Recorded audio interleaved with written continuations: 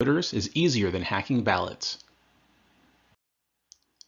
My name is Maurice Turner, and in this talk I will cover who I am, human-based election vulnerabilities, social media analysis, foreign adversaries, and recommendations to help prevent voter hacking. I call myself a public interest technologist. Currently, I am the Cybersecurity Fellow at the Alliance for Securing Democracy at the German Marshall Fund of the United States. I help develop comprehensive strategies to deter, defend against, and raise the costs on autocratic efforts to undermine and interfere in democratic institutions. My focus is securing critical infrastructure and deterring cyber operation escalation. I have also held positions in the United States Election Assistance Commission, the Center for Democracy and Technology, the United States Senate, and in other public sector and private sector organizations in DC and California. I hold degrees in public administration and political science, as well as a certificate in cybersecurity strategy. I got my start in tech probably the same way that some of you did. I broke things around my house and tried to put them back together. Sometimes it worked, other times not so much. In high school and through college, I built computers and worked at a small medical product development firm where I grew my skill set from basic repairs to sysadmin to product design and CAD. It was my first experience being part of a product lifecycle and seeing how decisions made by a small group could literally mean the difference between thousands of patients going home weeks earlier or dying. That lesson has stuck with me throughout my career. I got my start in elections at around the same time. First, I volunteered on local campaigns in Southern California while in college. In 2008, I made the shift to the other side of elections to become a poll worker. The new DREs were being used, so I knew it was a good opportunity for me to bring my tech know-how to help other poll workers who might not be as comfortable with their digital voting machines. I continued that for nearly 10 years, even after I moved to Virginia. I took a deeper dive into elections after my first DEF CON at the inaugural voting village. Learning about election security was eye-opening to say the least. What keeps me interested in the field is the combination of IT modernization, cybersecurity, policy, and administration, all working toward helping people exercise their constitutional rights. The U.S. election infrastructure is maturing, but still has a major weakness: its voters. Malicious domestic and foreign actors capitalize on free speech protections and inconsistent content moderation enforcement to seed and amplify disinformation and misinformation on social media platforms. The Alliance for Securing Democracy has developed a social media analysis tool to track these overt disinformation messages that are targeting democratic elections in the United States as well as Europe. Authoritarian regimes have long used influence campaigns as a means of controlling public sentiment internally and externally. These regimes have turned to social media platforms to extend their power asymmetrically. But it's not too late to implement technical and policy measures to improve resilience in the election infrastructure in the United States and in other democracies. U.S. elections infrastructure vulnerabilities. Malicious actors are growing adept at using social media platforms to communicate directly with American voters. They have used Facebook and Twitter since at least the 2016 general election. YouTube and Instagram users are also being targeted with visual content that may be more difficult for content moderation teams to identify and track. Snapchat and TikTok are the latest platforms gaining popularity in America. As you would expect, the attackers will follow users to continue their efforts at perception hacking.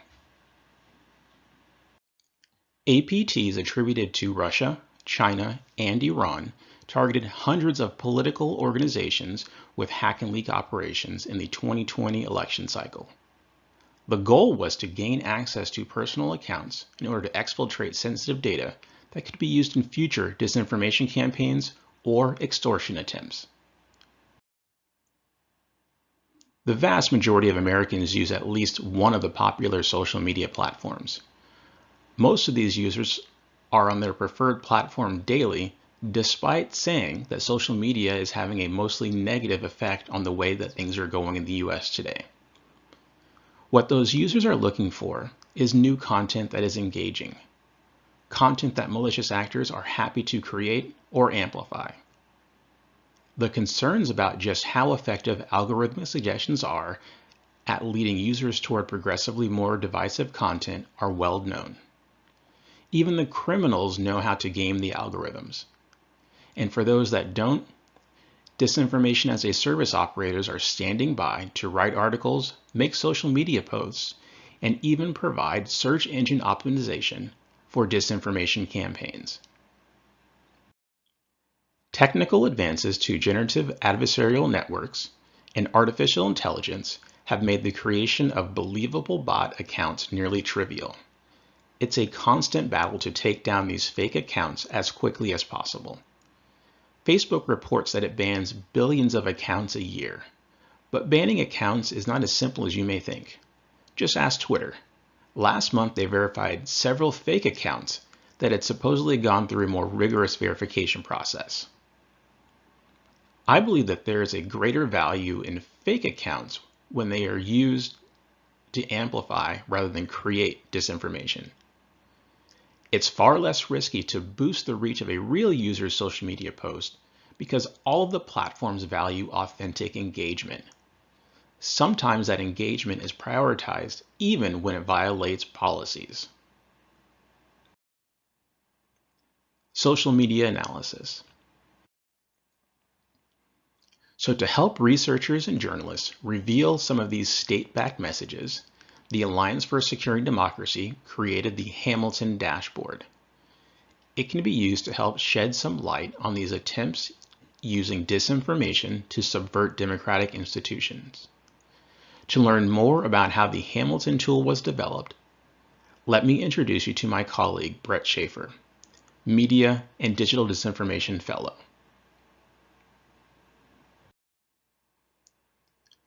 Brett is the creator and manager of Hamilton 2.0, an online open source dashboard tracking the outputs of Russian, Chinese, and Iranian state media outlets, diplomats, and government officials. As an expert in computational propaganda, state-backed information operations, and tech regulations, he has spoken at conferences around the globe and advised numerous governments and international organizations. Prior to joining GMF, he spent more than 10 years in the TV and film industry, including stints at the Cartoon Network and as a freelance writer for Warner Brothers. He also worked in Budapest as a radio host and in Berlin as a semi-professional baseball player. Here's Brett with more on Hamilton. This is the Hamilton 2.0 dashboard, which is an online open source tool developed by the Alliance for Securing Democracy at the German Marshall Fund that tracks the outputs of Russian, Chinese, and Iranian government officials and state media accounts and outlets across Twitter, YouTube, state-sponsored websites, as well as through the official outputs at the Ministry of Foreign Affairs. In the coming months, we're going to be adding in Facebook data as well. So when a user first lands on the dashboard, we provide a summary analysis of the topics and themes that have been promoted the most often by the networks that we track over a given time period. We typically default to the last 7 days. I've selected the last 30, but this is customizable, so users can select any date range of interest. I've also selected all 3 countries that we monitor, but again, if your interest is in a specific country, you can just select on that country and drill a bit deeper into that network. So as a user scrolls through the dashboard, it's a great way to orientate yourself around the topics and themes that are being promoted the most during this specific time period that has been selected. We also show a snapshot of the accounts that have been the most influential during that time period, as well as the individual tweets that have received the most retweets and likes. But we provide things like the countries most mentioned, the URLs that have been the most shared, as well as the accounts that have been the most mentioned. The dashboard also provides for a little bit deeper analysis, though. So if your interest is less in the topics and narratives being promoted, more in the accounts that are the most influential, a user can select the account page, which, for example, will show the accounts that have had the most gains in followers over a specific time period. We again show a little bit more detail here in terms of which accounts have the most follows, the most retweets, the most likes. And if you scroll down, you can look at things like the most retweeted accounts that are outside of the network. So these are the accounts that official state-backed actors are trying to boost through retweets. You can also dig into an analysis of the networks that are the retweet networks that are sharing specific content. So I'm going to change to a different tab here only because things tend to work a little bit slowly when doing a screen share. But I looked at the last 30 days, selected former President Trump as my key phrase of interest, and here it will show me the retweet network. So these are accounts that have tweeted about Trump and then have been retweeted by one or more of the accounts that we follow on the dashboard. As mentioned, we also provide a bit of analysis of YouTube and state-sponsored websites as well. So again, clicking to a new tab. On YouTube, we are tracking 4 channels that are financed by the Russian and Chinese governments. So RT, RT America, CGTN, and CGTN America. And again, just scrolling through here, you can get a pretty quick snapshot of the content that has received the most views, likes, dislikes over a specific time period. Again, great way for a user to familiarize themselves with the kind of topics that are being promoted by each network. But also, we give the user the ability to do a bit deeper dive analysis as well. On state-sponsored websites, we are currently tracking about 35 websites, most of them Russian-backed at this point. But here we'll have every article that has been published through particularly English language state-sponsored websites, as well as a few cutouts as well. So these are websites that we know to have connections to Russian military intelligence, for example. Across the dashboard, if you're interested in something that is not appearing in one of the top charts, you can always run a custom search here, as I did by running former President Trump with the network analysis, and the dashboard will show you relevant metrics. We have also created a tool that we call Hamilton Search. What it is essentially a Google for state-sponsored outputs. So here I ran President Biden over the last 2 years, and you'll show all of the tweets that have mentioned Biden from Russia. We have a global control group that we use as well, China and Iran and a few other actors as well. And then scrolling through here, you can just see the most recent content, but you can also change to, well, what's been retweeted the most often. And this is a great way to get a pretty quick sense of how these networks are talking about a specific individual or how they're discussing a specific topic. So that is the quick 4 to 5 minute overview of the Hamilton dashboard. As mentioned, it is an open source tool that we hope OSINT researchers and others will utilize to get a better sense of how state-backed actors are messaging around topics of interest to audiences around the globe.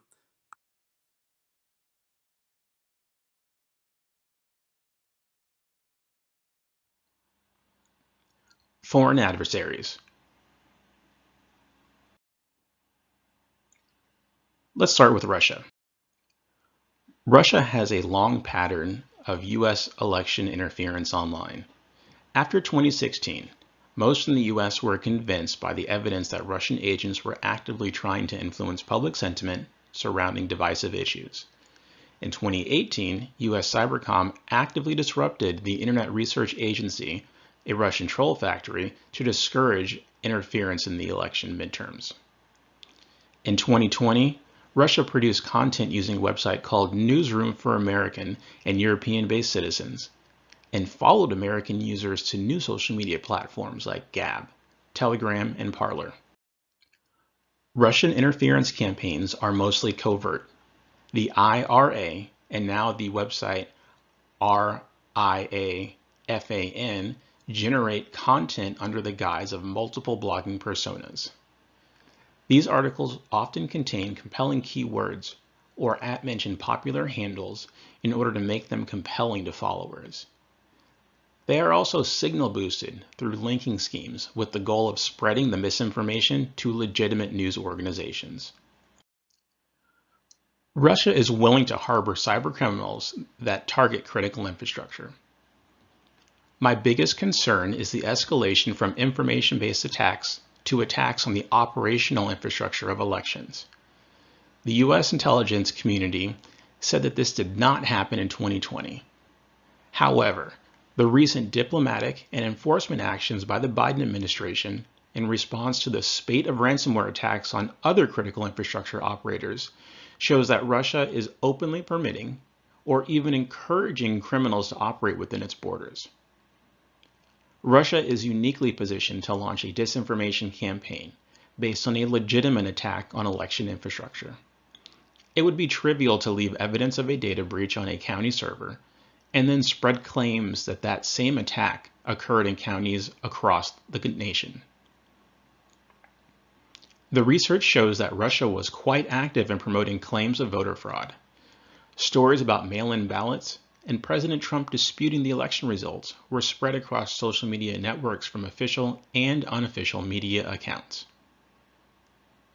We expect that Russia will continue to evolve its tactics in order to evade content moderation efforts by social media platforms. These tactics include setting accounts within the target country, renting the accounts of authentic users, and recruiting domestic activists. Here are some examples. As we would expect, there are quite a few examples that mention real Donald Trump. For example, 66 tweets between November 1st, 2020 and January 31st, 2021 include the word fraud and mention @real Donald Trump. However, Sputnik affiliates are the only accounts that actually use his handle on Twitter. Iran. Iran is active in covert and overt campaigns against critical infrastructure. Iran is another country with a long history of digital attacks against the United States and a strong interest in sowing distrust in the democratic process. In September 2012, Iranian hackers directed a DDoS attack against U.S. banks. In March 2018, Iranian hackers crippled Atlanta's city government with the Samsam ransom attack. In October 2019, an Iranian government hacker group tried to breach Microsoft email accounts associated with journalists, current and former U.S. government officials, and a U.S. presidential campaign. And in June 2020, Google announced that Iran unsuccessfully tried to breach President Trump's re-election campaign email accounts. Iran has experience with successful and sustained information campaigns. Iranian affiliates have operated websites and social media accounts in the open. These websites and accounts are used to create and amplify pro-Iranian propaganda. The United States has been able to take down some of these websites using legal means. Last October, 92 domain names used to push disinformation by the Revolutionary Guards were seized. In June, the Department of Justice also seized the Press TV, Al-Alam, and more than 30 other pro-Iranian domains. Press TV is the Islamic version of Russia's RT, a homegrown news-themed media outlet aimed at influencing English speakers in the West.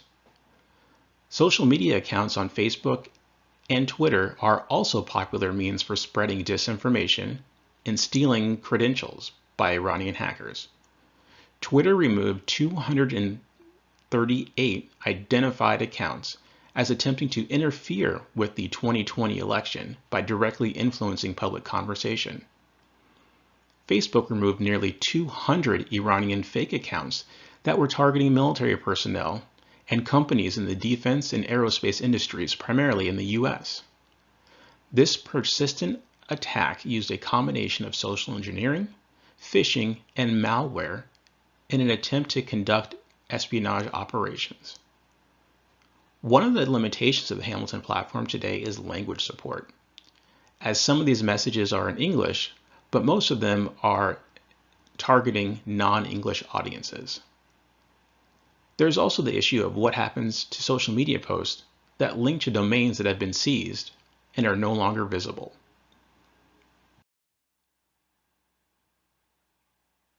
Here are examples from Iranian efforts. They certainly covered stolen election fraud campaigns, but largely from an anti-Trump point of view, so most of the coverage was dismissive. Also, as per usual, most of their output isn't in English, so it's targeting that non-American audience. China. China has a history of industrial espionage and anti-democratic messaging. The Chinese government is notorious for its theft of intellectual property in order to provide an advantage to its domestic business interests. The CCP's industrial espionage apparatus is quite effective. Compare the new J-31 stealth fighter on the top with the US F-35 stealth fighter plane on the bottom.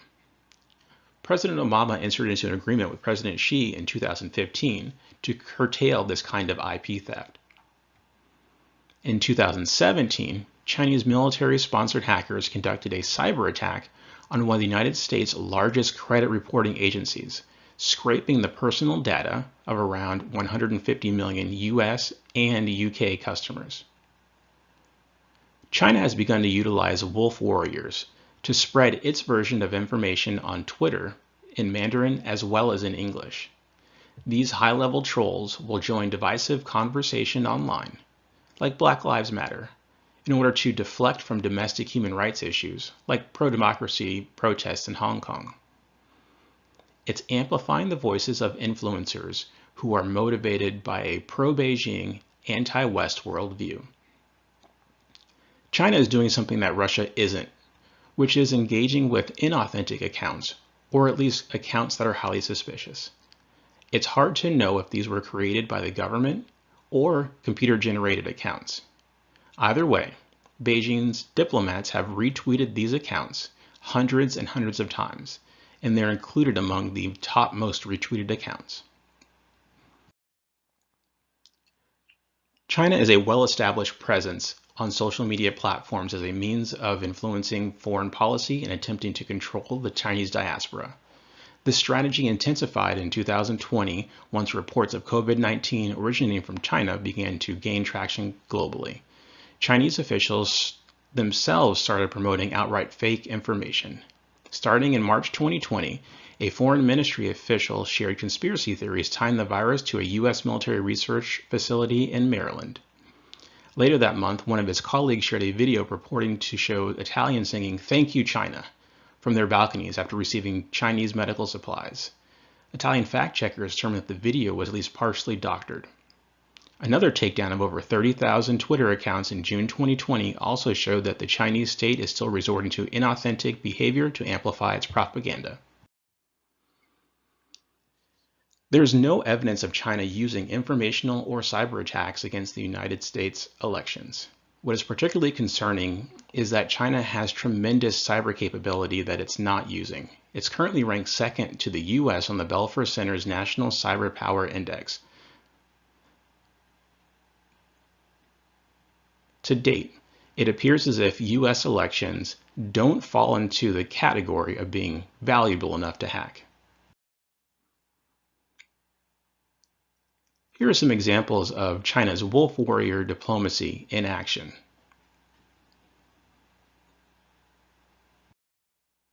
Recommendations. Despite these growing concerns about foreign information attacks, there are still some precautions that election officials and state leaders can take to mitigate these risks. Continued training on the basics is near the top. Officials have access to free, state-of-the-art training from several organizations. Learning about strong passwords in 2FA is the foundation for getting officials and leaders onto social media platforms where the disinformation is being propagated.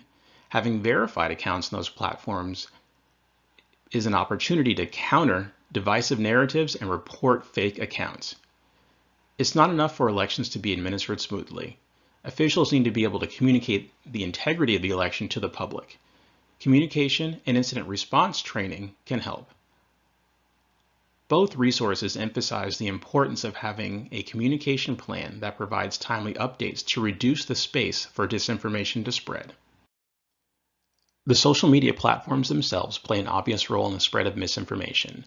The evolution and enforcement of their content moderation policies are what lead to message deletions and account bans, but platforms are still struggling to apply these policies in a consistent and equitable manner. Having verified accounts for officials helps to establish their trustworthiness as an authoritative source. This is the first step in pre-bunking misinformation and reducing the chance that it is amplified.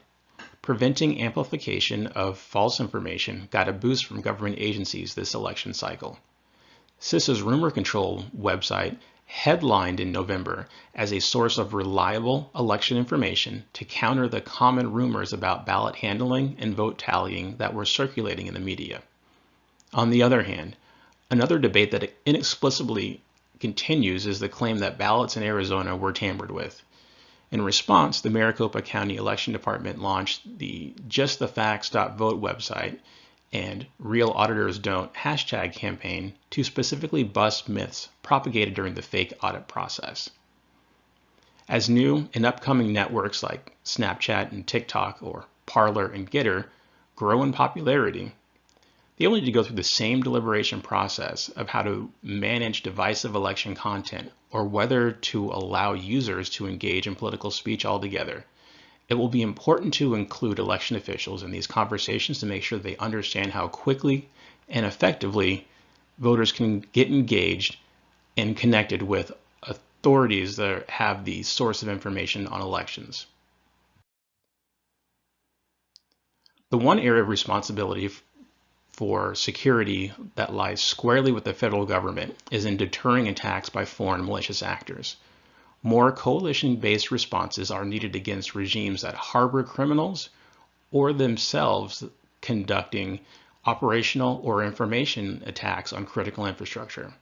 That includes gathering more support for the Paris call on global cyber norms and further developing the offensive and defensive escalation pathways when there's an attack in the cyber domain. It's up to the United States and its NATO allies to leverage foreign policy and military options that can buy time for network defenders and the American people to build resilience against these attacks. ASD will continue to develop the Hamilton Dashboard and Authoritarian Interference Tracker to help uncover subversion attempts of democracies around the world. The current dashboard has specific technical limitations that need to be overcome.